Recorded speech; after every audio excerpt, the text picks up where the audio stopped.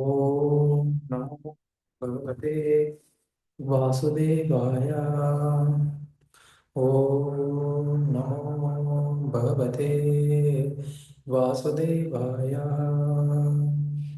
ஓம் நமோ பகவதே வாசுதேவாய.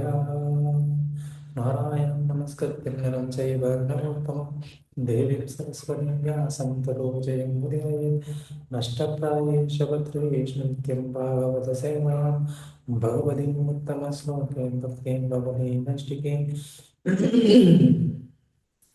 ओम नमो विष्णुपादाय कृष्णप्रेष्ठाय नमोस्तुते श्रीमते भक्तिवेदांत स्वामी नामिने नमस्ते सरस्वती देवी गौरवाणी प्रचारिणे निर्विशेष शून्यवादी भाषाण्यदे सतारिणे जय श्री कृष्ण चैतन्य प्रभु नित्यानंद श्री अद्वैत गदाधर श्रीवासादि गौर भक्तवृंद हरे कृष्ण कृष्ण कृष्ण हरे हरे हरे राम राम राम हरे हरे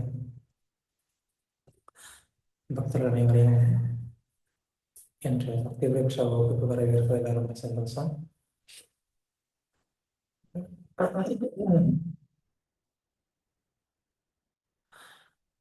ஒரு குழந்தை வந்து எப்போ வரைக்கும் அது ரொம்ப கம்ஃபர்டபுளா பயம் இல்லாம இருக்குதோ அப்போ வரைக்கும் அந்த குழந்தை என்ன பண்ணாது அப்படின்னு சொன்னா, அது தான் எங்க இருக்கிறோம், யாரு கூட இருக்கிறோம் அப்படிங்கிற எந்த ஒரு சிந்தனையுமே அந்த குழந்தைக்கு வராது. எப்போ அந்த குழந்தை வந்து ஒரு பாதுகாப்பற்ற ஒரு நிலைமையில இருக்கிறோம் அப்படிங்கிறத ஃபீல் பண்ணுதோ, ஒரு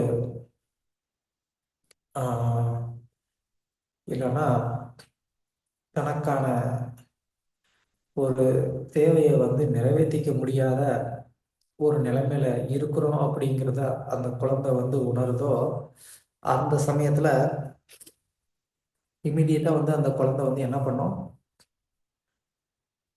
தன்னுடைய அம்மாவை வந்து தேடும். என்னுடைய அம்மா எங்க இருக்காங்க அப்படின்னு சொல்லி அந்த குழந்தை வந்து தேடும். இது நம்ம எல்லாருக்குமே அனுபவம் இருக்கும். அந்த நம்ம குழந்தை வந்து என்ன பண்ணும், விளையாண்டுட்டு இருக்கும். ஸோ விளையாண்டுட்டு இருக்கிறப்போ ஆர்வமா ரொம்ப சந்தோஷமா குழந்தைங்க விளையாடுவாங்க. ஆனா எப்போ வந்து பசி அப்படிங்கிறது வருதோ அப்பதான் வந்து என்ன பண்ணுவாங்க, அவங்க வந்து அம்மா எங்க அப்படின்னு தேடுவாங்க. இல்ல அந்த விளையாட்டுல வந்து யாராவது வந்து ஒருத்தவங்க வந்து அடிச்சிட்டாங்க அப்படின்னு சொன்னா, அப்போ அந்த நேரத்துல வந்து அம்மாவோட உதவியை வந்து தேடுவாங்க. இல்ல அந்த சூழ்நிலையே வந்து எப்போ ஆபத்தானதா வந்து உணர்றாங்களோ அப்போ எங்க என்னுடைய அம்மா அப்படின்னு சொல்லி தேடுவாங்க. இதெல்லாம் வந்து ஒரு குழந்தையோடைய ஒரு சுபாவம். ம்.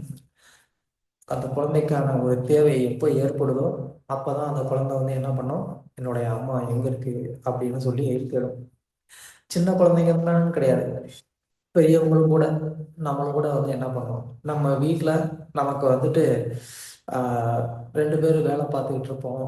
ஆஹ், குழந்தைய பார்த்துக்கிறதுக்கு யாரும் இல்லை அப்படிங்கிற அந்த ஒரு சமயத்துல தான் நம்ம வந்து என்ன பண்ணுவோம், அம்மா கூட இருந்தால் நல்லா இருக்குமே, நமக்கு வந்து ஒரு உதவியா இருக்குமே அப்படின்னு நம்ம அப்பதான் அம்மாவை நினைப்போம்.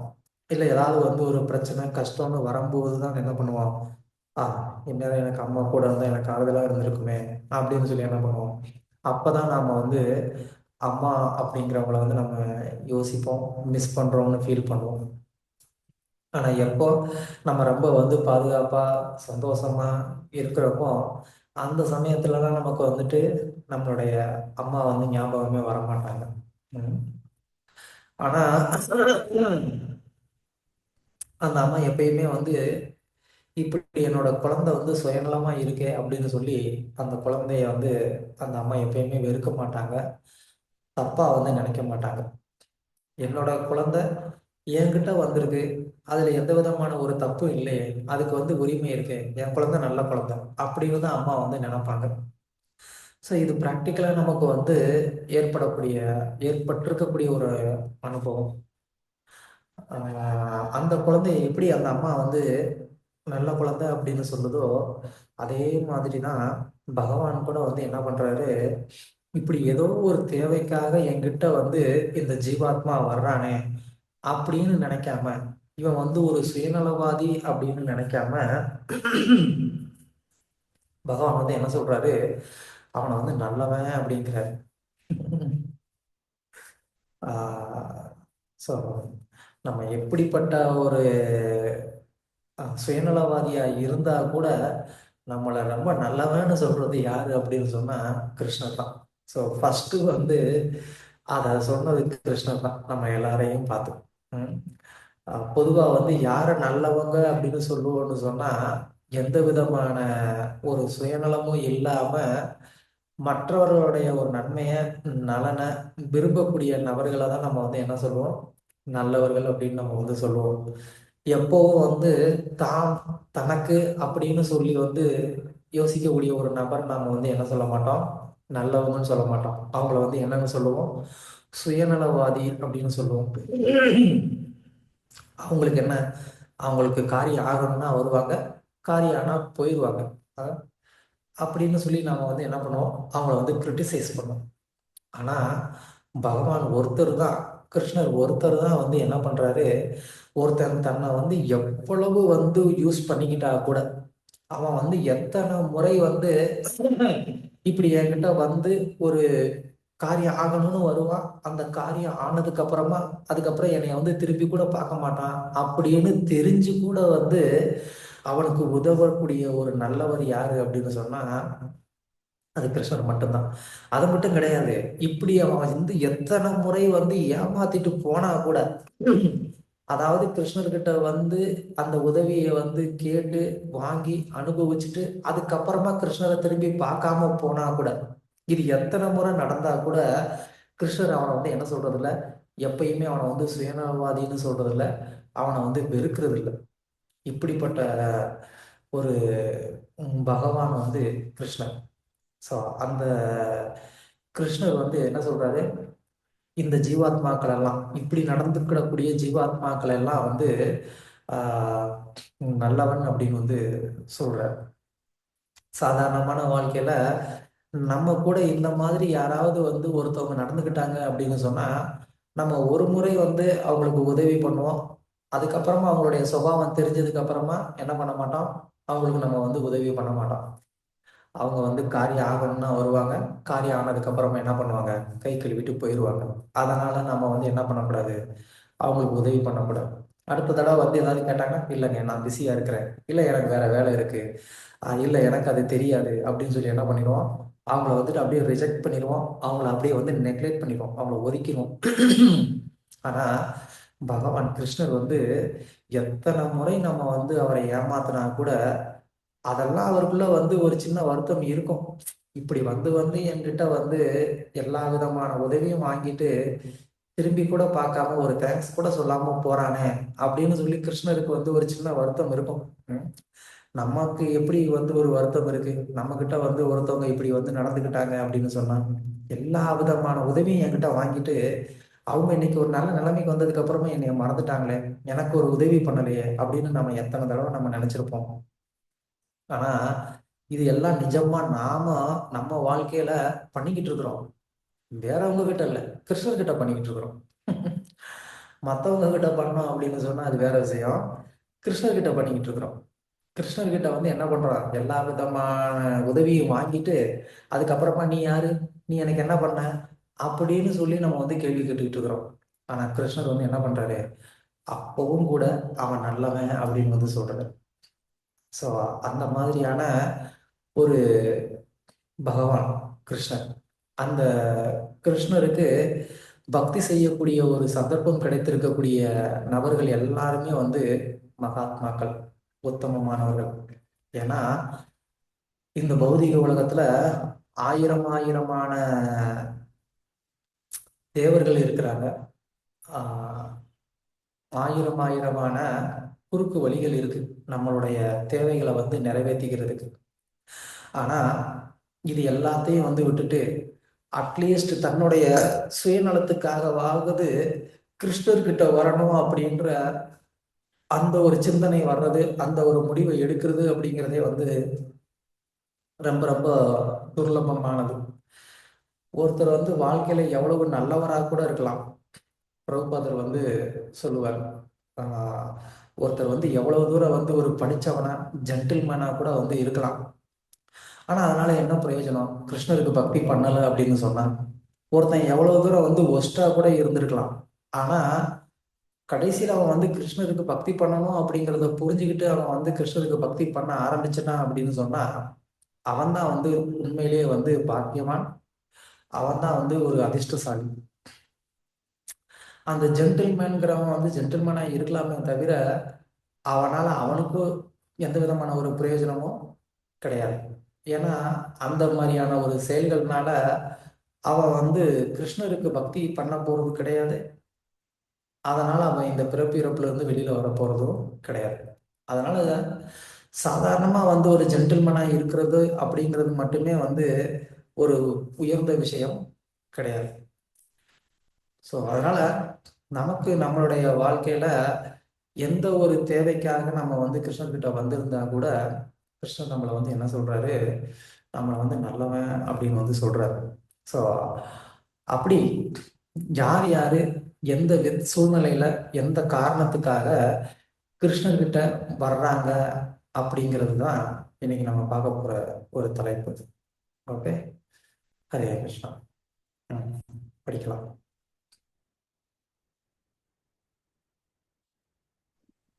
ஹரே கிருஷ்ண பிரபுஜி. எஸ். ஆரம்பிப்பவர் யார்? ஹரே கிருஷ்ணா. சதுர்விதா பஜந்தே மாம் ஜனா சுக்ரிதே நோர்ஜுனா ஆர்த்தோ விக்னாசுரா தார்த்தி ஞானி ச பரதர்ஷப. மொழிபெயர்ப்பு. பாரதர்களில் சிறந்தவனே அர்ஜுனா, 4 விதமான நல்லோர் எனக்கு தொண்டு புரிகின்றனர். துயரற்றோர், செல்வத்தை விரும்புவோர், கேள்வியுடையோர், பூரணத்தின் அறிவை தேடுவோர் என்பவர் அவர்கள். பகவத்கீதா 7.16. பொருளுரை. தீயோரை போலவே அறநெறிகளை அறநெறிகளை பின்பற்றுவோரும் 4 விதமானவர்கள். சுக்ரிதனர் என்பவர்கள் சாஸ்திரங்களில் கூறப்பட்டுள்ள ஒழுக்க விதிமுறைகளை, நீதிகளை, சமுதாய சட்டங்களை அப்படியே பின்பற்றுவார்கள். ஏறத்தாழ முழுமுதற் கடவுளுக்கு பக்தி செய்பவர்கள் இவ்வாறு அழைக்கப்படுகின்றனர். இவற்றில் 4 வகையான மனிதர்கள் உள்ளனர். சில சமயங்களில் துயரற்றோர், செல்வத்தை விரும்புவோர், கேள்வியுடையோர், பூரணத்தின் அறிவை தேடுவோர் ஆவர். பல சூழ்நிலைகளில் இந்த மக்கள் பக்தி தொண்டிற்காய் முழுமுதற் கடவுளிடம் வருகின்றனர். இவர்கள் தூய்மையான பக்தர்கள் அல்ல. ஆன்மீக சேவை செய்வதின் பலனாக இவர்கள் சில விருப்பங்களை பூர்த்தி செய்து கொள்ள எண்ணுகின்றனர். தூய்மையான ஆன்மீக சேவை என்பது விருப்பங்களுக்கு ஆசைப்படாததும் ஜட லாபங்களுக்கு ஆசைப்படாததும் ஆகும். பக்தி ரசாமிர்த சிந்து புத்தகத்தில் இவ்வாறாக கூறப்பட்டுள்ளது. 1.1.11. அந்யாபிலாஷி அந்யாபிலாஷி தாசூன்யம் சூன்யம் ஞான கர்மாதி அனாவிருத்தம் அனுகூல்யேன கிருஷ்ணானு சீலனம் பக்தி பக்திருத்தாமா. பலநோக்கு கர்மங்கள், தத்துவ கற்பனைகள் இவ்வாறாலான ஜடலாபங்களுக்கான ஆசையின்றியும் சாதகமாகவும் பரம புருஷனான ஸ்ரீ கிருஷ்ணருக்கு ஒருவன் உன்னதமான அன்பு தொண்டு ஆற்ற வேண்டும். இதுவே தூய பக்தி தொண்டு எனப்படுவது. இந்த 4 வகையான மனிதர்கள் முழுமுதற் கடவுள் கிருஷ்ணரின் ஆன்மீக சேவைக்கு வரும்போது அவன் தூய்மையான பக்தர்களின் உறவால் முழுவதும் தூய்மைப்படுத்தப்படுவான். அவன் தூய்மையான பக்தனாக மாறிவிடுவான். இழிந்த மூடர்களுக்கு ஆன்மீக சேவை என்பது கடினம். ஏனெனில் அவர்களுடைய வாழ்வானது சுயநலம் மிக்கதும் ஒழுக்கமற்ற மற்றும் ஆன்மீக நோக்கம் இல்லாததும் ஆகும். ஆனாலும் இவர்களில் சிலர் வாய்ப்பு கிடைத்து தூய்மையான பக்தர்களுடன் தொடர்பு வைத்துக் கொண்டால் அவர்களும் புனிதமான பக்தர்களாக மாறிவிடுகின்றனர். பலநோக்கு கர்மங்களில் மும்முரமாக ஈடுபட்டிருப்போர் பௌதிக துன்பங்களை அடையும் போது பகவானிடம் வந்தடைந்து இந்த வேளையில் தூய பக்தருடன் உறவு கொண்டு தங்களது துன்பத்தால் இறைவனின் பக்தர்களாக மாறுகிறார்கள். வெறுப்பில் இருப்பவர்களும் சில சமயம் தூய பக்தர்களுடன் தொடர்பு வைத்து கேள்வியுடையராக மாறி கடவுளை பற்றி தெரிந்து கொள்ள வேண்டும் என்று நினைப்பார்கள்.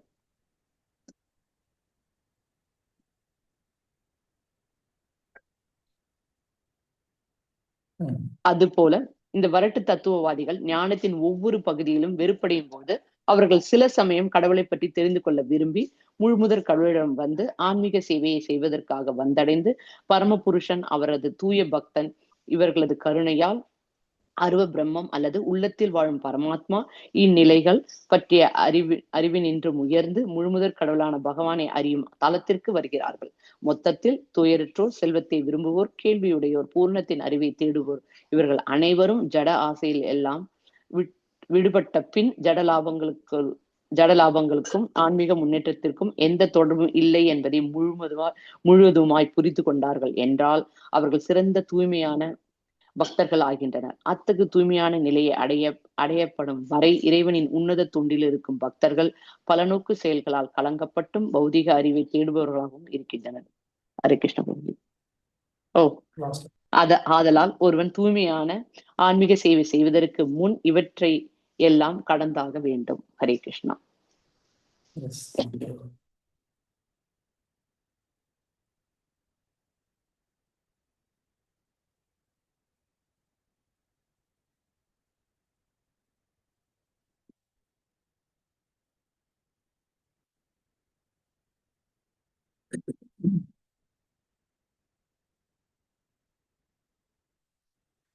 எஸ், சதுர்விதா பஜந்தே மாம்.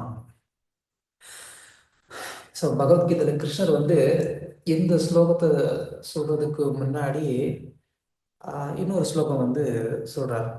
நராதமா அப்படின்னு சொல்லி மனிதர்கள்ல ரொம்ப கீழான நிலைமையில இருக்கக்கூடிய 4 விதமான மனிதர்களை பத்தி வந்து சொல்றாரு. ஸோ அதுக்கப்புறமா அர்ஜுனனுடைய ஒரு கேள்வி, ஸோ யார் வரமாட்டாங்க அப்படிங்கிறத கிருஷ்ணர் சொன்னார். என்கிட்ட எனக்கு பக்தி தொண்டு பண்றதுக்கு யார் வரமாட்டாங்க அப்படிங்கிறத வந்து முன்னாடி சொன்னார். அதுக்கப்புறமா அர்ஜுனன் வந்து அப்போ யார் உங்ககிட்ட வந்து பக்திக்கு வருவா, எந்த மாதிரியான சூழ்நிலையினால அவங்க வர்றாங்க அப்படிங்கிறது அர்ஜுனனுடைய ஒரு கேள்வி. அதனால கிருஷ்ணர் இங்க வந்து யார் என்னுடைய பக்தி தொண்டுல ஈடுபடுறதுக்கு வருவாங்க அப்படிங்கிறத இந்த ஸ்லோகத்துல வந்து சொல்றாரு. அவங்கள வந்து 4 விதமா கிருஷ்ணர் வந்து பிரிக்கிறார், 4 கேட்டகரியா. பஜந்தே மாம், மாம்னா எனக்கு, பஜந்தேனா பக்தி தொண்டு. ஜனா 4 விதமான மக்கள் வந்து பண்றாங்க. ஸோ அவங்கெல்லாம் யாரு? சுக்ருதினோ அர்ஜுனா, அவங்கெல்லாம் வந்து நல்லவங்க, புண்ணியம் செய்தவர்கள் அப்படின்னு நம்ம வந்து 2 விதமா வந்து பிரிச்சுக்கலாம். ஸோ ஒன்று நல்லவங்கன்னு சொல்லலாம், இல்லை புண்ணியம் செய்த நபர்கள் அப்படின்னு நம்ம வந்து சொல்லலாம். ஸோ 4 விதமான நல்லவர்கள் யாரு அப்படின்னு சொன்னா, ஆர்த்த அப்படின்னு சொன்னா துன்பத்துல இருக்கக்கூடியவங்க, அர்த்த அப்படின்னு சொன்னா பணம் வேணும்னு நினைக்கிறவங்க, ஜிக்ஞாசு அப்படின்னு சொன்னா கேள்வி உள்ளவர்கள், ஞானி அப்படின்னு சொன்னா உண்மையை வந்து தெரிஞ்சுக்கணும்னு நினைக்கக்கூடியவங்க. ஓகே. ஸோ இப்போ இந்த 4 விதமான நபர்கள் வந்து யாரு, இது மாதிரி நம்மளுடைய லைஃப்ல எப்படி வந்து நமக்கு இது பொருந்துது அப்படிங்கிறதையும் தெரிஞ்சுக்கிட்டு, அதுக்கப்புறமா நிஜமான ஒரு பக்தி தொண்டுனா என்ன அப்படிங்கிறதையும் இங்க பிரபுபாதர் வந்து சொல்றாரு. அது யார் மூலமா கிடைக்குது அப்படிங்கிறதையும் பிரபுபாதர் வந்து சொல்லியிருக்கிறாரு. ஸோ அது எப்படி வந்து நமக்கு நடக்கும் அப்படிங்கிறதையும் நம்ம வந்து பார்க்கலாம். எப்படி நாம வந்து தூய பக்தி தொண்டுக்கு முன்னேறது அப்படிங்கிறதையும் நாம இன்னைக்கு வந்து பார்க்கலாம். ஓகே. ஸோ முதல்ல வந்து கிருஷ்ணர் சொன்னது யாரு அப்படின்னு சொன்னா ஆர்த்தர், அதாவது வந்து துன்பத்துல இருக்கக்கூடிய நபர்கள். இந்த துன்பத்துல இருக்கக்கூடிய நபர்கள் அப்படின்னு சொன்னா சாதாரணமான ஒரு துன்பத்துல இருக்கக்கூடிய ஒரு நபர்கள் அப்படின்னு நம்ம வந்து எடுத்துக்க தேவையில்லை. ஏன் அப்படின்னு சொன்னா, சாதாரணமான ஒரு துன்பம் இருக்கக்கூடிய நபர்கள் வந்து எப்போயுமே என்ன பண்ணுவோம், இமீடியட்டா அதுக்கான ஒரு சொல்யூஷனை நம்மளே வந்து அடையிறதுக்கு முயற்சி செய்வோம். அதுக்கான ஒரு தீர்வு நம்மளே தேடுறதுக்கு வந்து முயற்சி செய்வோம். நம்ம முயற்சி செஞ்சு முடியாத பட்சத்துல தான் நம்ம வந்து என்ன பண்ணுவோம், அடுத்த நபர்கள்கிட்ட போவோம். அது வந்து குடும்ப நபர்களா இருக்கலாம், இல்லை உறவினர்களா இருக்கலாம், இல்லை ஃப்ரெண்டா இருக்கலாம். இப்படி அது அடுத்தடுத்த கட்டமா அது வந்து என்ன ஆகும், எக்ஸ்பேண்ட் ஆகும். ஸோ ஒவ்வொரு ஸ்டேஜ்லையும் தோல்வி அடையும் போது நம்ம வந்து என்ன பண்ணுவோம், அடுத்தடுத்து அதை விட வந்து மேலே இருக்கக்கூடிய நபர்கள்கிட்ட நம்ம வந்து போவோம்.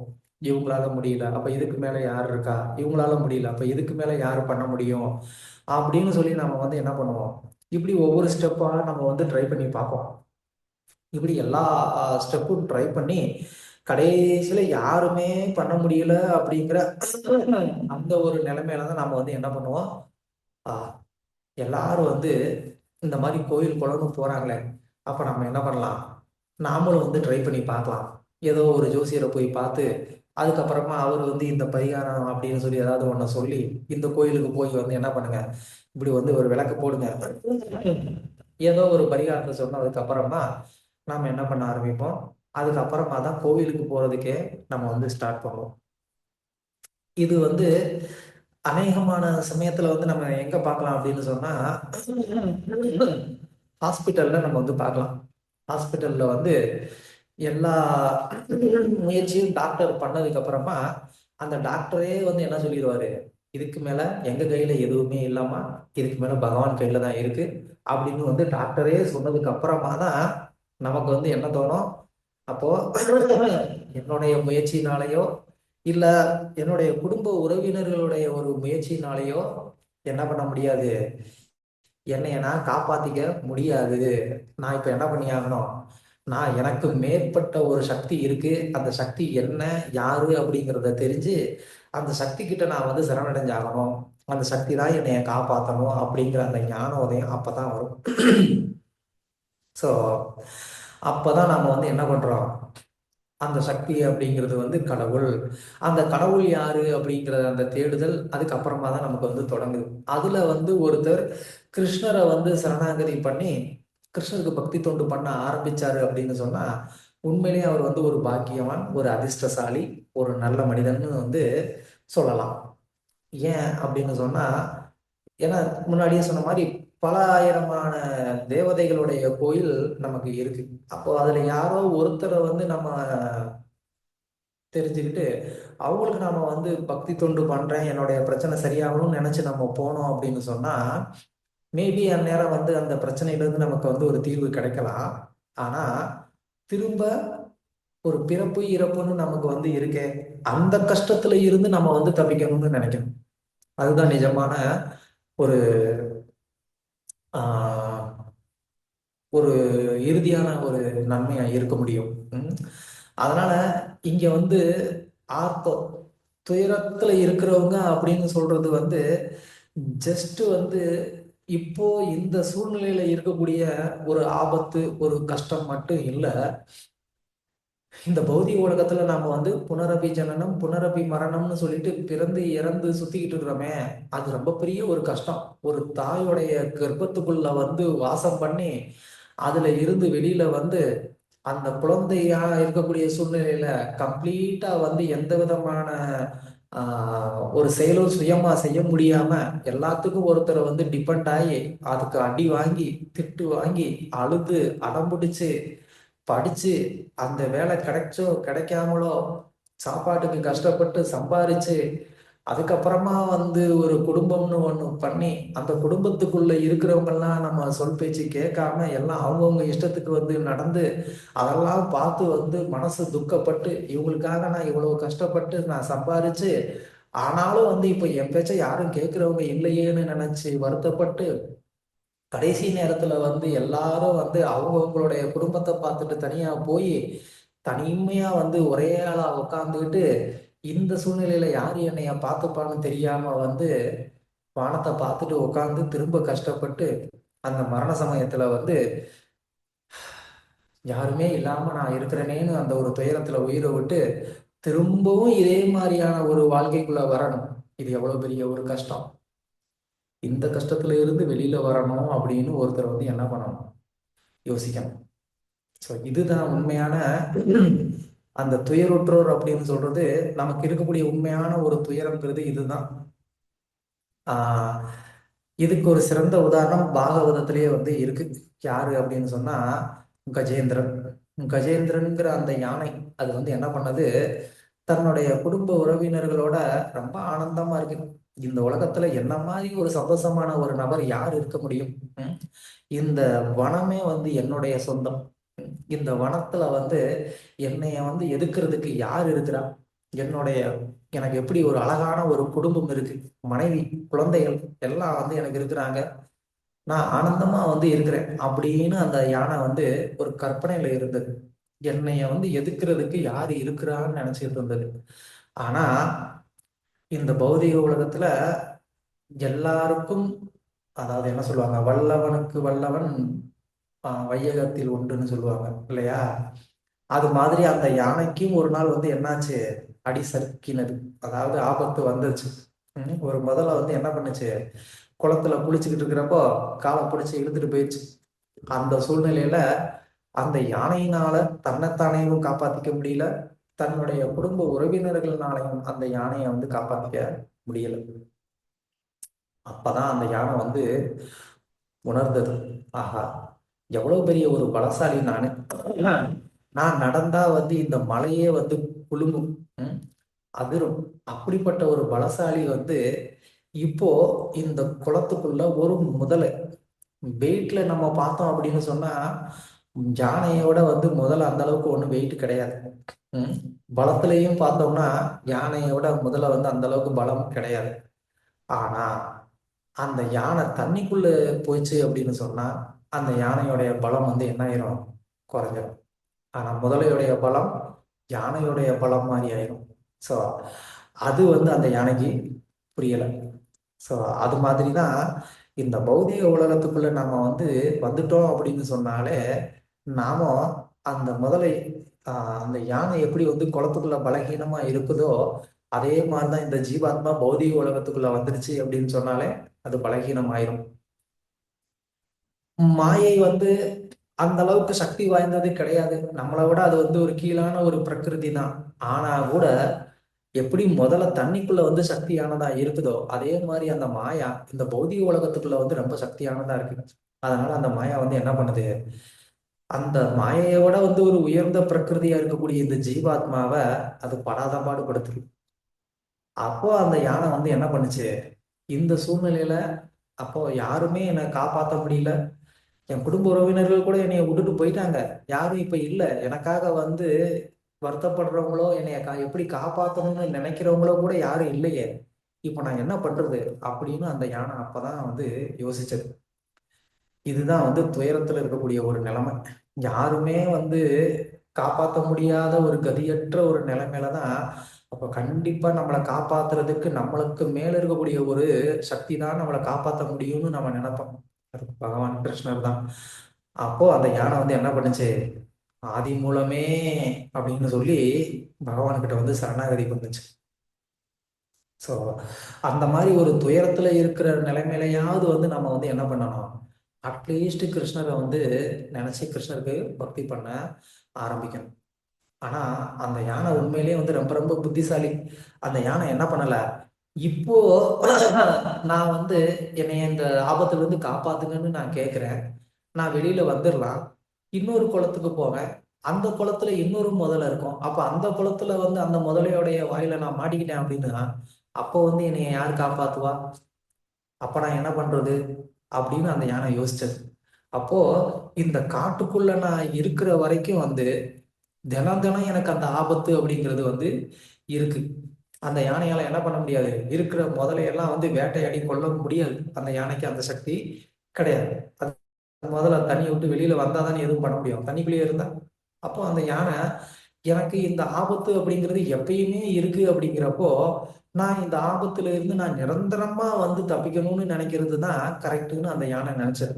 அதனால ஆஹ் பகவானுக்கிட்ட வந்து பிரார்த்தனை பண்ணும்போது, நீங்க என்னைய வந்து இந்த ஆபத்துல இருந்து காப்பாத்தணும்னு மட்டும் நான் நினைக்கல, நீங்க என்ன பண்ணணும், என்னைய டோட்டலா இந்த பிறப்பு இறப்புங்கிற அந்த ஆபத்துல இருந்தே நீங்க வந்து என்னைய காப்பாத்திரணும் அப்படின்னு அந்த யானை வந்து பிரார்த்தனை பண்ணுச்சு. ஸோ அதே மாதிரி பகவான் வந்து என்ன பண்ணாரு, அந்த யானையோடைய பிரார்த்தனையை வந்து ஏத்துக்கிட்டு அந்த யானையை பிறப்பு இறப்புல இருந்தே வந்து காப்பாத்தினார். இதுதான் வந்து ஒரு புத்திசாலித்தனமான ஒரு பிரார்த்தனை. நம்ம என்ன பண்றோம், பகவான் கிட்ட போய் அப்பப்போ எனக்கு என்ன தேவையோ அந்த தேவையை வந்து நிறைவேற்றிக்கிறதுக்கு நம்ம வந்து முயற்சி செஞ்சுக்கிட்டு இருக்கிறோம். பகவானும் நிறைவேற்றிடலாம், அதுல அவருக்கு ஒன்றும் அது ஒரு பெரிய விஷயம் கிடையாது. ஆனா இது நாம தொடர்ந்து எவ்வளவு நாளைக்கு பண்ணிட்டு இருக்கிறது, எத்தனை பிறவி பண்ணிட்டு இருக்கிறது. அதனால என்ன பண்ணணும், அதெல்லாம் தாண்டி நம்ம வரணும். மொத்தமா இந்த பிரச்சனையிலிருந்து வெளியில வர்றதுக்கு ஒருத்தர் யோசிக்கணும் அப்படிங்கிறத நாம வந்து தெரிஞ்சுக்கணும். ஏன்னா துக்காலயம் அசாஸ்வதம் அப்படின்னு சொல்லி கிருஷ்ணர் வந்து பகவத்கீதையில சொல்றாரு. மாமுபேத்திய தூ புனர்ஜென்ம துக்காலயம் அசாஸ்வதம். ஒருத்தர் வந்து இந்த துக்கம் நிறைந்த இந்த உலகத்துக்குள்ள திரும்ப வராம இருக்கணும் அப்படின்னா என்ன பண்ணணும், எனக்கு பக்தி தொண்டு பண்ணணும்னு கிருஷ்ணர் வந்து சொல்றாரு. அப்போ துக்கமே வந்து துக்கத்தினாலேயே செய்யப்பட்டிருக்கக்கூடிய இந்த உலகத்துக்குள்ள நம்ம வந்து என்னை இந்த பிரச்சனையில இருந்து காப்பாத்துங்க, அந்த பிரச்சனையில இருந்து காப்பாத்துங்க அப்படின்னு பிரார்த்தனை பண்றது புத்திசாலித்தனம் கிடையாது. ஏன்னா இந்த உலகத்துல நீங்க எதை டச் பண்ணாலும் அதுல வந்து துயரம், துக்கம் அப்படிங்கிறது இருக்கு. அப்படி இருக்கிறப்போ அது தினம் தினம் நமக்கு வந்து வர்றதுக்கான ஒரு வாய்ப்பு இருக்கு. அதனால டோட்டலா இந்த துக்கம் நிறைந்திருக்கக்கூடிய இந்த உலகத்தை விட்டு வெளியில போகணும்னு நினைக்கிறது தான் புத்திசாலித்தனமே தவிர, துக்கமே நிறைஞ்சிருக்கக்கூடிய இந்த உலகத்துக்குள்ள இந்த பிரச்சனையிலிருந்து தப்பிச்சா போதும், அந்த பிரச்சனையிலிருந்து தப்பிச்சா போதும்னு நினைக்கிறது புத்திசாலித்தனம் இல்லை அப்படிங்கிறத நம்ம வந்து தெரிஞ்சுக்கணும். ஓகே, ஸோ முதல்ல வந்து இந்த துயரத்துல இருக்கிறவங்க எப்படி பகவான் கிட்ட வர்றாங்க, நாமளும் எப்படி வந்து துயரத்துல இருக்கிறப்போ பகவான் கிட்ட போறோம் அப்படிங்கிறத வந்து பார்த்தோம். ரெண்டாவதா இருக்கிறவங்க யாரு, செல்வத்தை விரும்பக்கூடிய நபர்கள். ஸோ செல்வம் அப்படின்னு சொன்னா ஆஹ், நம்ம எல்லாருக்குமே ரொம்ப இஷ்டமான ஒண்ணு, பிரியமான ஒண்ணு பணம், செல்வம். இதுக்காக நம்ம வந்து செய்யாத ஒரு விரதம் இருக்காது, செய்யாத பரிகாரம் இருக்காது, சொல்லாத மந்திரம் இருக்காது. ம். ஆன்மீகத்துல வந்து நம்பிக்கை இருக்கக்கூடிய நபர்கள் வந்து என்ன பண்ணுவாங்க, இதுக்காக என்ன வேணா வந்து பண்ணுவாங்க. அது மாந்திரீகத்திலிருந்து ஆரம்பிச்சு ஆஹ், என்ன சொல்றது, நாராயணனுடைய வழிபாடு வரைக்கும் வந்து நம்ம வந்து பார்க்கலாம். சத்யநாராயண பூஜை அப்படின்லாம் பண்ணுவாங்க, நிறைய லக்ஷ்மி பூஜை பண்ணுவாங்க. இது நிறைய இருக்கு இந்த மாதிரி வந்து விஷயம். எதுக்கு அப்படின்னு சொன்னா செல்வம் வேணும் அப்படிங்கிறதுக்காக. சாஸ்திரத்துல வந்து ஒரு யஜ்யம் வந்து சொல்லப்பட்டிருக்கு, வாஜபேய யஜ்யம்னு சொல்லி. அந்த யஜ்யம் பண்ணோம் அப்படின்னு சொன்னா என்ன ஆகுமா, பணம் ஆட்டோமேட்டிக்கா வீட்டுக்கு வருமா. அந்த பணம் ஆட்டோமேட்டிக்கா வரும்னா எப்படி, பக்கத்து வீட்டுல இருக்கிறவங்களுடைய பணம் கூட சேர்ந்து நம்ம வீட்டுக்கு வந்துருமா. யாராவது இன்ட்ரெஸ்டடா இருக்கிறீங்கன்னா சொல்லுங்க, நான் வந்து அந்த யஜ்யம் உங்களுக்கு வந்து பண்ணி கொடுக்குறேன். ம். இது நல்ல சரி. ஐடியாவா இருக்கு பிரபு. ஆமாம் பிரபுஜி, கொஞ்சம் அதுவும் வேணுமா இருக்கு பிரபுஜி. எஸ், பேருன்றதை சொல்லுங்க பிரபுஜி. ஆமா பிரபு, பேர் நல்லா இது லைக் பக்கத்து பிரபு வீடுங்கும் போது நிஜமா ஆசையாதான் இருக்கு. மாதாஜி நமக்கு பேர் கூட வேண்டாம், பிரபு வந்து செஞ்சு கொடுத்துட்டா போதும். அது பிரபுவோட பாக்கெட்டும் காலியாயிடும். என்கிட்ட ஏதாவது இருந்தா தானே காலியாகிறதுக்கு. அதுக்கு தான் பாருங்க, பாக்கெட்டே இல்லாதப்ப நான் வந்து சதர் போட்டு இருக்கேன். என்ன பிரபுஜி ஒரு எங்க ஐடியா. ஞானம் பிரபுஜி. நோ பிரபு, உங்க ஞானம், பிகாஸ் அங்க நிறைய பேருக்கு தரணும் ரைட், நீங்க அதனால காலியாயிடுமோன்னு நினைக்கிறோம், அதுதான். என்ன ஒரு புத்திசாலித்தனம் வடிவேலு செயல சொல்லணும்னா. அதனால இந்த செல்வம் வேணும் அப்படிங்கிறதுக்காக வந்து பகவான் கிட்ட வர்றது அப்படிங்கிறது வந்து ரொம்ப ஜாஸ்தி. பாகவதத்துல அதுக்கான ஒரு உதாரணம் யாருக்கு தெரியும், செல்வம் வேணும் அப்படிங்கிறதுக்காக பகவான் கிட்ட வந்த ஒரு உதாரணம் பாகவதத்துல.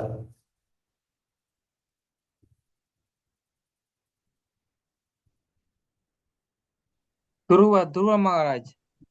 யா, வெரி குட். துருவ மகாராஜர் தன்னுடைய தந்தையை விட தனக்கு வந்து ஒரு உயர்ந்த ஐஸ்வர்யம், செல்வம் வேணும், ராஜ்யம் வேணும் அப்படிங்கிறதுக்காக வந்து பகவானுக்கு பக்தி தொண்டு பண்ணார். ஸோ அகாம சர்வகாமோவா மோக்ஷகாம உதாரதி தீவிரேன பக்தி யோகேன யஜதே புருஷம் பரம் அப்படின்னு பாகவதத்தில் வந்து சொல்லப்பட்டிருக்கு. ஒருத்தருக்கு வந்து ஆசையே இல்லாட்டாலும் சரி, எல்லா விதமான ஆசையும் இருந்தாலும் சரி, என்ன பண்ணணும்? அவர் வந்து தீவிரேன பக்தி யோகேன தீவிரமான பக்தி பண்ணணும். யாருக்கு அப்படின்னு சொன்னா யஜதே புருஷம் பரம், கிருஷ்ணர். கிருஷ்ணருக்கு வந்து ஒருத்தர் அந்த மாதிரி பக்தி தொண்டு பண்ணாரு அப்படின்னு சொன்னா, செல்வமே வேணும்னு சொல்லி கிருஷ்ணர்கிட்ட வந்தா கூட கிருஷ்ணர் என்ன பண்றாரு? இந்த உலகத்துல எல்லாருக்கும் வந்து இருக்கக்கூடிய செல்வத்தை விட உயர்ந்த செல்வத்தை வந்து கிருஷ்ணர் வந்து கொடுத்துடுறாரு. அது வந்து ரொம்ப சிம்பிள். பகவானுடைய அந்த நாமத்தை சொன்னோம் அப்படின்னாலே நமக்கு அந்த செல்வம் வந்து கிடைக்குது. வர்ஜனம் பவபீஜானாம்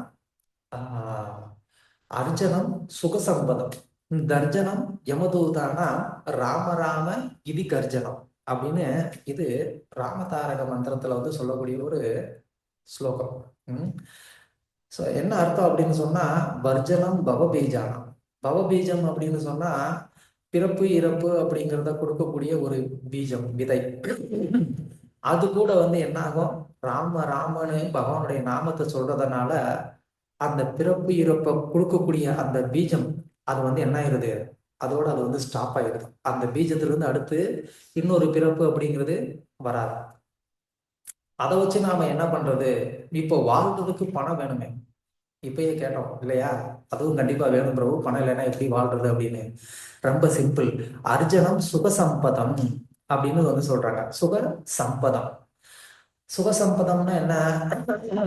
பணத்தினால நமக்கு சுகம் கிடைக்கும் அப்படிங்கிறது ஒண்ணு. அந்த பணமே வந்து எந்த விதமான கஷ்டமும் இல்லாம சுகமா நமக்கு கிடைச்சிச்சுன்னா எப்படி இருக்கும்? அதுதான் இங்க ரொம்ப பியூட்டியான விஷயம். அர்ஜுனம் அந்த சம்பதம், ஐஸ்வர்யம் அப்படிங்கிறது வந்து நமக்கு எப்படி கிடைக்குது? எந்த விதமான கஷ்டமுமே இல்லாம கிடைக்குது. எப்போ? ராம இது கர்ஜனம். பகவானுடைய அந்த நாமத்தை கிருஷ்ண நாமத்தை நம்ம வந்து சொல்றதுனால நமக்கு வந்து என்ன ஆகுது? அந்த ஐஸ்வர்யத்தை நம்ம வந்து கஷ்டமே படாம நம்மளால வந்து சம்பாதிக்க முடியும் அப்படின்னு இந்த ஸ்லோகத்தை வந்து சொல்லுது. அதாவது சம்பாதிக்கிறது கூட ரொம்ப சுலபமா, கஷ்டமே இல்லாம சம்பாதிச்சிட்டோம்னு வச்சுக்கோங்க. காப்பாத்துறது அப்படிங்கிறது அதை விட ஒரு கஷ்டம் இல்லையா? அப்போ யார் ஒருத்தர் வந்து பகவானுடைய நாமத்தை ஜெபம் பண்றாங்களோ அவங்க சம்பாதிச்சதை வந்து காப்பாத்துறதும் அவங்களுக்கு கஷ்டம் இல்லை. ஏன்னா அதை காப்பாற்ற வேண்டிய பொறுப்பையும் பகவானே வந்து எடுத்துக்கிறாரு. அதனால சம்பாதிக்கிறதும் நமக்கு சுலபமா நடந்துருது, காப்பாத்துறதும் சுலபமா நடந்துருது. இதை விட நமக்கு வேற என்ன வேணும்? அதனால நமக்கு செல்வம் வேணும் அப்படின்னு நினைச்சா கூட நம்ம வந்து என்ன பண்ணணும்? கிருஷ்ணர்கிட்ட வந்து கேட்கணும். கிருஷ்ணா, எனக்கு வந்துட்டு ஒரு 100 கோடி கொடு, ஒரு 500 கோடி கொடு. கேட்கலாம், ஒன்றும் தப்பே இல்லை. நல்லா நிறைய வந்து கோடி கோடியா வாங்கி என்ன பண்ணலாம்? இன்னைக்கு லாட்டரி டிக்கெட் வாங்க போறேன் பிரபு. கிளாஸ் முடிஞ்ச உடனே நேரம் போய் எனக்கு எவ்வளவு ஷேர் கொடுப்பீங்கன்னு சொல்லுங்க. நான் வந்து இங்க இருந்து உங்களுக்கு கோவில் ரெடி பிரபு. உங்களுக்கு கோவில் ரெடி. கோவில் ரெடியா? எனக்கு கோயில் வேண்டாம். இல்ல, உங்களோட அந்த ஃபண்ட் ரைசிங் டாஸ்க் ஃபுல்லா வந்து கவர் பண்ணிடுறேன் பிரபு. நிம்மதியா நீங்களும் சுகமா பக்தி பண்ணலாம், நானும் சுகமா பக்தி பண்ணலாம். பைசா பேங்க்ல இருக்கும்.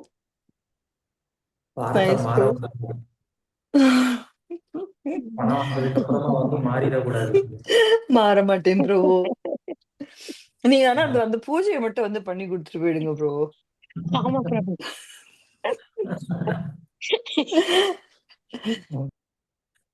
கண்டிப்பா பண்ணலாம்.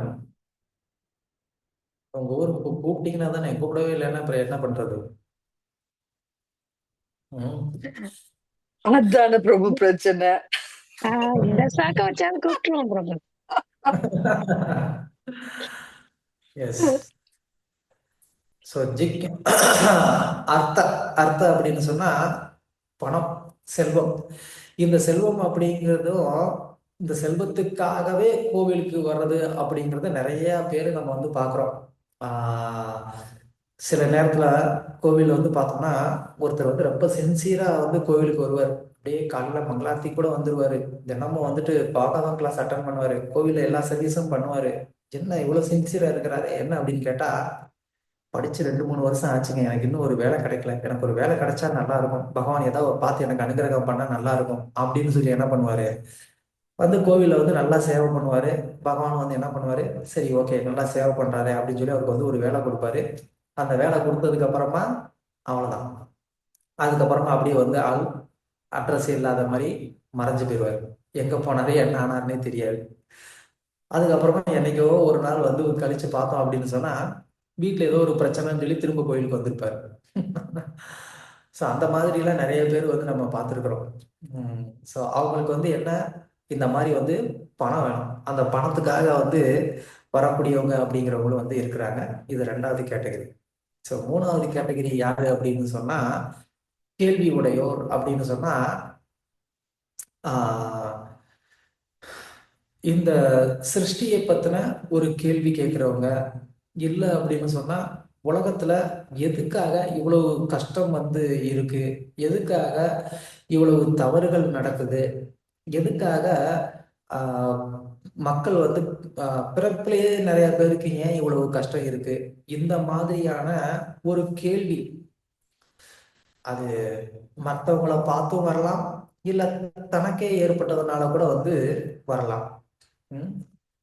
சிலர் சொல்லுவாங்க இல்லையா, ஏன் எனக்கு மட்டும் வாழ்க்கையில இவ்வளவு வந்து ஒரு கஷ்டம் வருது, என்னை மட்டும் ஏன் பகவான் இப்படி படைச்சான் அப்படின்னு சொல்லி என்ன பண்ணுவோம், கேள்வி கேட்டிருப்போம். சின்ன வயசுல கேட்பேங்க அம்மாட்ட, ஏமா என்னை மட்டும் இப்படி கருப்பா பெத்த அப்படின்னு சொல்லி. நான் மட்டும் இவ்வளவு கருப்பா பிறந்திருக்கிறேனே அப்படின்னு சொல்லி. அப்போ நமக்கு அது வந்து நம்ம கண்ட்ரோல்ல இல்லாத ஒண்ணு இல்லையா. பிறக்கும் போது நான் இப்படித்தான் பிறப்பேன் அப்படின்னு சொல்லிட்டு நான் டிசைட் பண்ணி நான் வந்து பிறக்க முடியுமா? அந்த அதிகாரம் என்கிட்ட வந்து இல்லை. பிறந்ததுக்கு அப்புறமா அதை நினைச்சு நம்ம வந்து வருத்தப்படுறோம். இது மாதிரி பலர் வந்து இருக்கிறாங்க. அவங்களுக்கு வந்துட்டு ஏதாவது ஒரு பிரச்சனை இருக்கலாம்.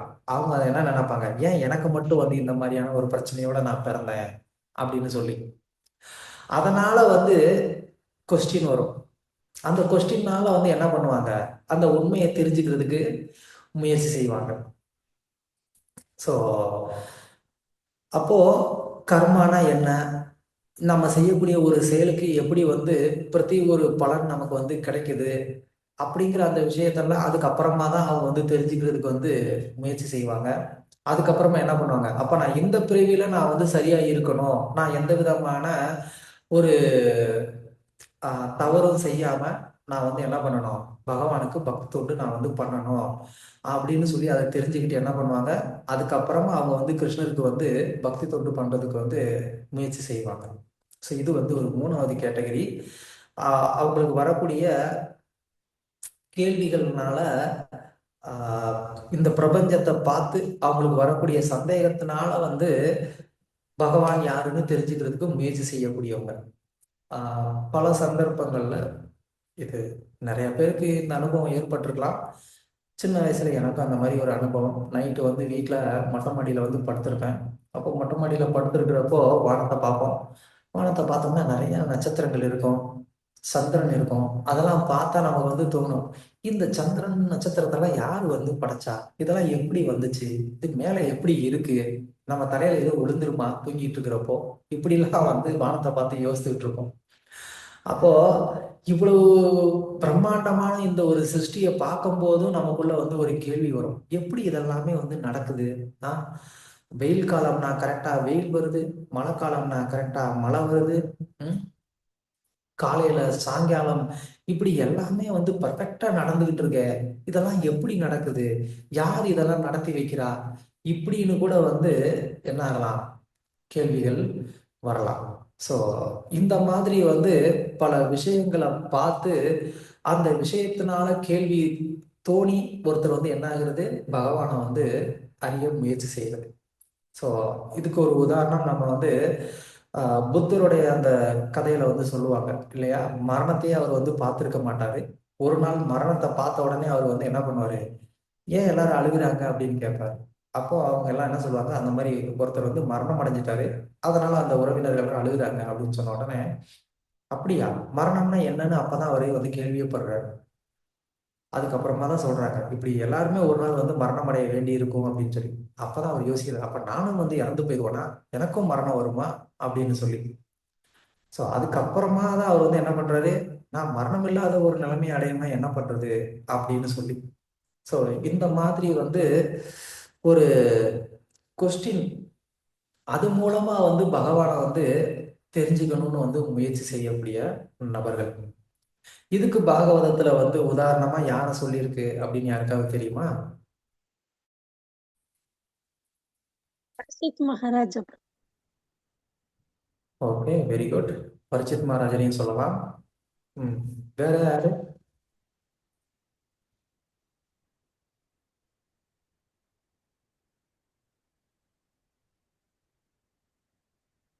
சவுனக ரிஷிகள்.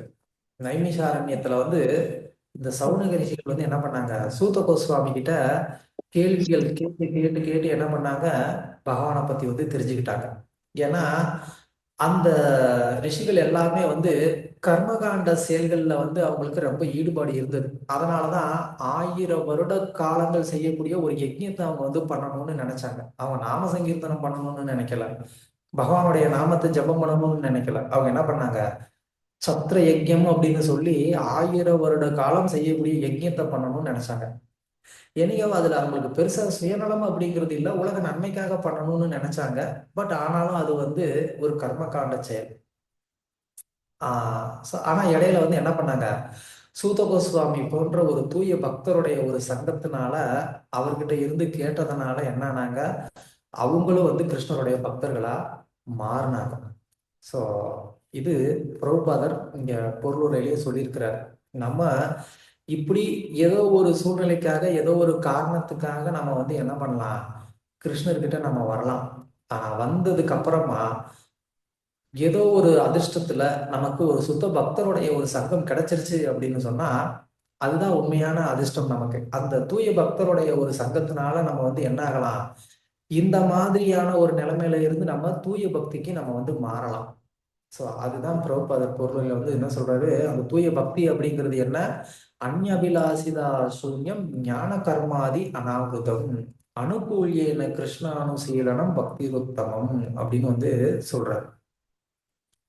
அந்நிய அபிலாஷா, வேற எந்த விதமான ஒரு ஆசையும் இல்லாம இருக்கக்கூடிய ஒரு நிலைமை. வேற எந்த விதமான ஆசையும் அப்படின்னா என்ன, கிருஷ்ணருடைய ஆனந்தத்தை தவிர, விருப்பத்தை தவிர, அதுக்கு பிரதிகூலமா எதையுமே நினைக்காம அனுகூலமா நினைக்கக்கூடிய ஆசைகளை மட்டுமே வச்சுக்கிட்டு ஒருத்தர் வந்து என்ன பண்ணணும், கிருஷ்ணருக்கு பக்தி தொண்டு பண்ணணும். அந்த பக்தி தான் உத்தமமான பக்தி அப்படின்னு ரூப கோஸ்வாமி வந்து சொல்றாரு. அந்த பக்தியில வந்து ஞானம், கர்மம், யோகம் இப்படி எந்த விதமான ஒரு கலப்படமும் இருக்கக்கூடாது, அனாவிருதம். ஸோ அது அந்த மாதிரியான எந்த ஒரு கலப்படமும் இல்லாம கிருஷ்ணருக்கு வந்து அனுகூலமான விதத்துல நம்ம வந்து நம்மளுடைய சுய விருப்பம் எதுவும் விருப்பம் வெறுப்பு எதுவும் இல்லாம கிருஷ்ணருக்கான ஒரு பக்தி தொண்டை பண்றது உத்தமமான ஒரு பக்தி அப்படின்னு வந்து சொல்றாங்க. ஸோ இந்த பக்தி அப்படிங்கிறது வந்து கர்ம மிஸ்ர பக்தி, ஞான மிஸ்ர பக்தி, அப்புறமா வந்து சுத்த பக்தி அப்படின்னு சொல்லி 3 விதத்துல வந்து இருக்கு. கர்ம மிஸ்ர பக்தி அப்படின்னு சொன்னா பக்தி வந்து பிரதானமா இல்லாம கர்மம், கர்மகாண்டம் அது வந்து பிரதானமா இருக்கக்கூடிய ஒரு பக்தி தொண்டு. இப்போ உதாரணத்துக்கு சொல்லணும் அப்படின்னு சொன்னா, இப்போ கிருஷ்ணருக்கே நம்ம வந்து ஒரு சேவை செய்யலாம். ஆனா அந்த சேவையுடைய முழுமையான நோக்கம் என்ன அப்படின்னு சொன்னா, எனக்கு ஒரு பௌதிகமான கோரிக்கை இருக்கு, ஒரு டிசைர் இருக்கு, அது நிறைவேறணும் அப்படிங்கிறதுக்காக பண்ணக்கூடியது. இப்போ உதாரணத்துக்கு சொல்லணும்னா சத்யநாராயண பூஜை அப்படின்னு வந்து சொல்லலாம். இங்க பெங்களூர்ல எல்லாம் பாத்தீங்கன்னா ரொம்ப பிரசித்தமா வந்து எல்லாரும் வந்து இதை வந்து பண்றாங்க.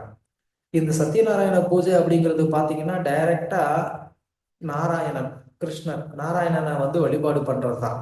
ஆனா அந்த நாராயண பூஜை பண்றதோடைய நோக்கம் என்ன, எனக்கு வீட்டுல இருக்கக்கூடிய எல்லா பிரச்சனையும் போய் எனக்கு நல்லா செல்வம் வரணும் அப்படிங்கிறது அதோடைய நோக்கம். அப்போ நேரடியா கிருஷ்ணருக்கான ஒரு யஜ்ஞம் ஒரு பூஜையை வந்து நடந்தா கூட அதோடைய நோக்கம் என்னவா இருக்கு? எனக்கு வந்து லௌகிகமான பெனிஃபிட் வேணும் அப்படிங்கிறதுக்காக இருக்கு. அப்போ இது வந்து என்ன, கர்ம மிஸ்ர பக்தி அப்படின்னு வந்து சொல்றாங்க. ஞான மிஸ்ர பக்தி அப்படின்னு ஒண்ணு இருக்கு. அப்படின்னா ஞானம் பிரதானமா இருக்கும், பக்தி வந்து கொஞ்சமா அதுல வந்து இருக்கும். ஞானம் அப்படின்னு சொன்னா இப்ப நம்ம பார்த்தோமே, இந்த சவுனக ரிஷிகள் அவங்கெல்லாம் அப்படிதான். அவங்களுக்கு வந்து நிறைய விஷயம் வந்து தெரிஞ்சுக்கணும், ஞானம் வேணும் அப்படிங்கிறதுக்காக வந்து என்ன பண்ணாங்க, அவங்க வந்து கிருஷ்ணரை பத்தி நிறைய வந்து கேள்வி கேட்டாங்க. இந்த சிருஷ்டியை பத்தி தெரிஞ்சுக்கிறதுக்காக நிறைய கேள்வி கேட்டாங்க. ஸோ அப்படி ஆஹ் யா அந்த அந்த ரிஷிகளுடைய கூட்டத்துல கர்மகாண்டிகளும் இருந்தாங்க, ஆஹ் ஞானிகளும் இருந்தாங்க. சுகதேவ கோஸ்வாமி பேசுற கூட்டத்திலையும் அதே மாதிரி ஆளுங்க இருந்தாங்க. ஸோ அதனால இந்த ஞானிகள் அப்படிங்கிறவங்க வந்து என்ன பண்றாங்க, அதை தெரிஞ்சுக்கணும் அப்படிங்கிறதுக்காக வந்து அதுல ஒரு அங்கமா பக்தியை வந்து வச்சுக்கிறாங்க. அவ்வளவுதானே தவிர பக்தியை பிரதானமா அவங்க வந்து ஏத்துக்கிறது கிடையாது. ஆனா சுத்த பக்தி அப்படிங்கிறது, அனன்ய பக்தி அப்படிங்கிறது வந்து இந்த ரெண்டுமே எதுவுமே இல்லாம, எனக்கு வந்து ஒரு விஷயம் வேணும் அப்படிங்கிறதுக்கான ஒரு கோரிக்கை இல்லாம, கிருஷ்ணருக்கு சேவை செய்ய வேண்டியது என்னுடைய கடமை அப்படின்றதுக்காக மட்டுமே, கிருஷ்ணரை திருப்திப்படுத்த வேண்டியதுதான் என்னுடைய முதன்மையான ஒரு வேலை அப்படிங்கிறதுக்காக மட்டுமே கிருஷ்ணருக்கு வந்து பக்தி பண்றது, சேவை பண்றது அப்படிங்கிறது அனன்ய பக்தி அப்படின்னு வந்து சொல்லுவாங்க. ஸோ இந்த அனன்ய பக்திக்கு இந்த அனன்ய பக்தி அப்படிங்கிற ஒரு நிலைமைக்கு வந்து என்ன பண்ணணும், ஒருத்தர் வந்து வரணும். அப்படி தன்னை வந்து அந்த அனன்ய பக்திங்கிற அந்த நிலைமைக்கு வந்து உயர்த்திக்கிறதுக்கு ஒருத்தருக்கு வந்து என்ன தேவை, பக்தருடைய சத்சங்கம் அப்படிங்கிறது வந்து அவசியம். ஒரு தூய பக்தருடைய ஒரு சங்கத்தினாலதான் நாம வந்து என்ன பண்ண முடியும், அந்த ஒரு நிலைமைக்கு நம்மளை வந்து உயர்த்திக்க முடியும். ஆஹ் சுத்த பக்தர் அப்படின்னு சொன்னா அந்த பக்தர் தன்னுடைய ஒரு இன்பத்திற்காகன்னு எந்த ஒரு காரியத்தையுமே செய்யாம கிருஷ்ணருடைய இன்பத்திற்காக மட்டுமேன்னு எல்லா காரியத்தையும் செய்யக்கூடிய நபர் தான் உண்மையான ஒரு பக்தர், சுத்த பக்தர் அப்படின்னு நம்ம வந்து சொல்ல முடியும். ஸோ அந்த மாதிரியான ஒரு மனநிலையில இருக்கக்கூடிய ஒரு பக்தருடைய சங்கம் கிடைச்சது அப்படின்னு சொன்னா நம்ம உண்மையிலேயே வந்து ஒரு பாக்கியசாலிகள். அப்படி இல்லை அப்படின்னு சொன்னா, எல்லாருக்குமே லேடர் தெரியும், ஏணிப்படி இல்லையா? இப்போ ஒரு லேடர் இருக்கு, அந்த லேடரோடைய ஹைட் வந்து ஒரு 10 ஃபீட் ஹைட்டுன்னு வச்சுக்கோங்க. அந்த லேடர்ல நான் வந்து எவ்வளவு ஹைட்டு நான் வந்து ஏற முடியும் சொல்லுங்க?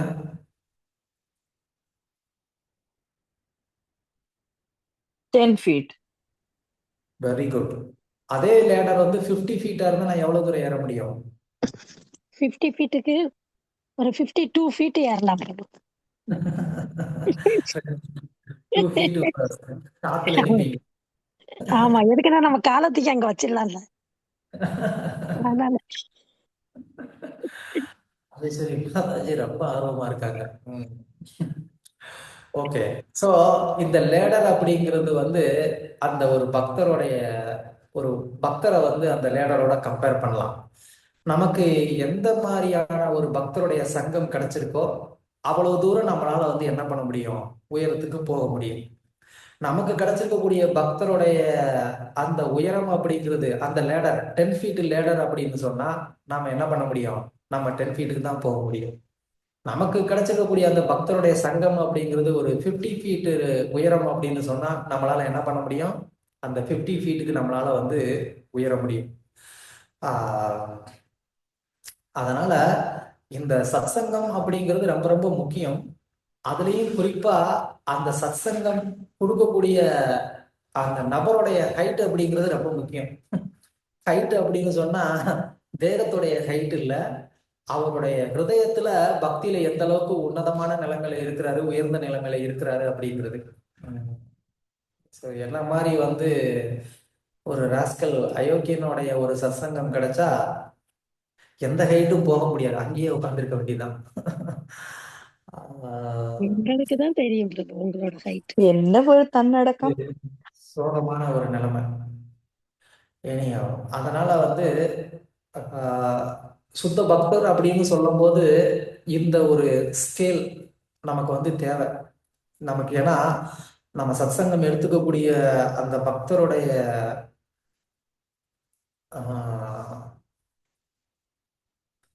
பியூரிட்டி அப்படிங்கிறது ரொம்ப முக்கியம். ஏன்னா அந்த பியூரிட்டி தான் நம்மளை வந்து இன்ஃப்ளூயன்ஸ் பண்ணும். ஏன்னா நமக்கே வந்துட்டு அந்த ஒரு பியூரிட்டி வந்து இல்லை, நம்மக்கிட்ட அந்த ஃபோர்ஸ் இல்லை. அதுக்காக தான் அந்த சத்சங்கம் அப்படிங்கிறது தேவை. அந்த சத்சங்கம் அப்படிங்கிறது வந்து ரொம்ப ஒரு நல்ல சத்சங்கமா நமக்கு கிடைச்சது அப்படின்னு சொன்னா, ஒரு உண்மையிலேயே வந்து ஒரு நல்ல ஜென்யூனான ஒரு தூய பக்தருடைய சத்சங்கம் கிடைச்சது அப்படின்னு சொன்னா, அதுதான் நம்ம வாழ்க்கையில செஞ்சிருக்கக்கூடிய உண்மையான ஒரு பாக்கியம். ஸோ அப்படி ஒரு சத்சங்கத்தை வந்து பிரபுபாதர் ரெக்கமெண்ட் பண்றாரு நமக்கு. அந்த சத்சங்கத்தை நம்ம வந்து எடுத்துக்கிட்டு என்ன பண்ணணும், இந்த நம்ம ஆரம்பத்துல நம்ம இப்படி இதுல ஏதாவது ஒரு கேட்டகரியில நம்ம வந்து இருக்கலாம், ஏதாவது ஒரு நிலைமையில நம்ம இருக்கலாம். ஆனா அதுக்கப்புறமா நம்ம வந்து என்ன பண்ணிக்கணும், நம்மள கொஞ்சம் கொஞ்சமா அதுல இருந்து உயர்த்தி தூய பக்தி தொண்டு பண்றதுக்கு நம்மளை வந்து முன்னேற்றிக்கணும். அதுக்கான ஒரு பிரயத்தனத்தை நாம வந்து பண்ணணும். ஓகே. ஸோ இதுல 3 பார்த்தோம். 4வது வந்து ஞானி. ஞானி அப்படின்னு சொன்னா இந்த மாதிரி எந்த ஒரு விஷயமுமே இல்லாம உண்மையிலேயே வந்து பகவான்னு யாரு அப்படிங்கிறவரை வந்து தெரிஞ்சுக்கிறதுக்காக முயற்சி செய்யக்கூடியவர். இந்த மாதிரி எந்த ஒரு காரணமும் இல்லாம ஜஸ்ட் வந்து இந்த சிருஷ்டி இருக்கு, நான் படைக்கப்பட்டிருக்கிறேன். அப்போ இவ்வளவு ஜனங்க இருக்கிறாங்க, இவங்களெல்லாம் யாரு படைத்தா, எப்படி இந்த படைப்பு நடக்குது, எப்படி நான் வந்து இந்த பிறப்பு இறப்புல இருந்து வெளியில வர முடியும் அப்படிங்கிற அந்த ஒரு சிந்தனையை மட்டுமே வந்து வச்சு பகவானை வந்து தெரிஞ்சுக்கிட்டு பகவானுக்கு பக்தி தொண்டு பண்ணணும்னு முயற்சி செய்யக்கூடிய அந்த நபர் தான் வந்து ஞானி. ஸோ இந்த 4வது கேட்டகரி. ஸோ இதுக்கு அடுத்து பகவத்கீதையில கிருஷ்ணர் சொல்லுவார், எனக்கு ஞானி ரொம்ப பிரியமானவன் அப்படின்னு சொல்லி. எனியோ இங்க நமக்கு தேவையானது இந்த 4 கேட்டகரி. ஓகே. ஸோ பொதுவாக இந்த மாதிரி வந்து ஞானத்துக்காகவே, அதாவது ஞானம் அப்படின்னு சொன்னா பூரண உண்மையை வந்து தெரிஞ்சுக்கணுங்கிறதுக்காகவே வந்து பக்திக்கு வர்றது.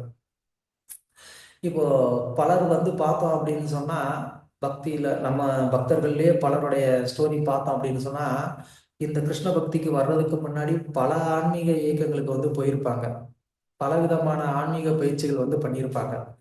எதுக்காக அப்படின்னு சொன்னா, இந்த உண்மையிலேயே வந்து பகவான்னா யாரு அப்படிங்கிறத தெரிஞ்சுக்கிறதுக்காக அவங்களுக்கு கிடைத்த சந்தர்ப்பத்தை எல்லாமே வந்துட்டு பயன்படுத்தி, ஓகே, இந்த ஒரு வழிமுறை மூலமா நம்ம அதை தெரிஞ்சுக்க முடியுமா, இந்த வழிமுறை மூலமா நம்ம தெரிஞ்சுக்க முடியுமா அப்படின்னு சொல்லி என்ன பண்ணியிருப்பாங்க, பல முயற்சிகள் வந்து பண்ணியிருப்பாங்க. அதுக்கப்புறமா கடைசியா பிரபுபாதருடைய கருணையினால அவருடைய பகவத்கீதையை படிச்சு, ஓ இதுதான் வந்து உண்மை, இதுதான் கரெக்ட் அப்படின்னு சொல்லி என்ன பண்ணியிருப்பாங்க, கிருஷ்ண பக்தியை வந்து எடுத்துட்டு அவங்க வந்து கிருஷ்ணருக்கு பக்தி பண்ண ஆரம்பிச்சிருப்பாங்க. ஸோ இந்த மாதிரியான ஒரு கேட்டகரியை வந்து இருக்கிறாங்க. ஸோ இந்த விதத்துல இந்த 4 பேர் என்ன பண்றாங்க, கிருஷ்ணர்கிட்ட வர்றாங்க, கிருஷ்ணருக்கு பக்தி பண்ண ஆரம்பிக்கிறாங்க அப்படிங்கிறத நாம இங்க தெரிஞ்சுக்கலாம். ஓகே. சுக்ருதினோ அப்படின்னா என்ன, என்றால் என்ன, சொல்லுங்க பார்க்கலாம்.